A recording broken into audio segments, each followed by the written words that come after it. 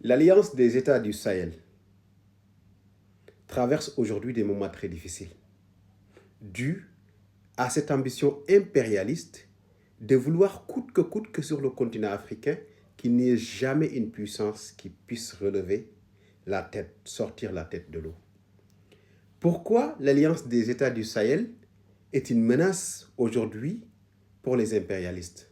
Je vais vous donner juste un élément qui le prouve. Et à travers cet élément-là, vous allez découvrir une chaîne de prospérité qui va en suivre. C'est-à-dire que à travers cet élément, vous allez comprendre que tout est une question de link. Quand on parle de développement, quand on parle de diplomatie forte, quand on parle de souveraineté, quand on parle aujourd'hui de puissance économique, vous allez voir que tout est une question de link. Aujourd'hui, pourquoi l'Alliance des États du Sahel subit ce qu'elle subit aujourd'hui comme diffamation, comme désinformation, comme manipulation ou même comme discours tendant à aller vers un appel à une guerre civile, venant toujours des impérialistes. Je vais vous dire pourquoi. Est-ce que vous savez que ces trois pays réunis, s'ils parviennent à raffiner leur or dans leur territoire, sur le territoire de l'Alliance des États du Sahel, auront des réserves d'or supérieures aux réserves d'or des États-Unis?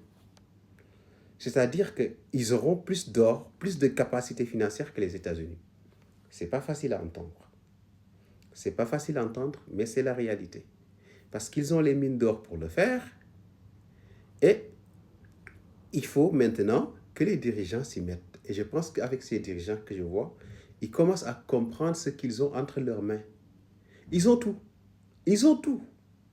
Aujourd'hui, si on vous dit que la plus grande nappe d'eau douce de l'Afrique se trouve aujourd'hui sous le Sahel, dans la zone des trois frontières, on peut parler même d'une mer douce souterraine. Et aujourd'hui, ces trois pays-là qui ont une capacité de bâtir une monnaie à travers les réserves d'or, c'est une monnaie qui va être forcément très forte.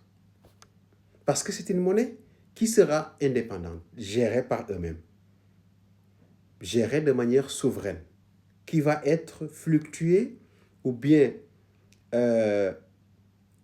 d'évaluer en fonction des besoins du moment, en fonction des besoins de ces trois pays-là. Et là, si ça arrive, tous les médecins, les professeurs d'université et toute l'intelligentsia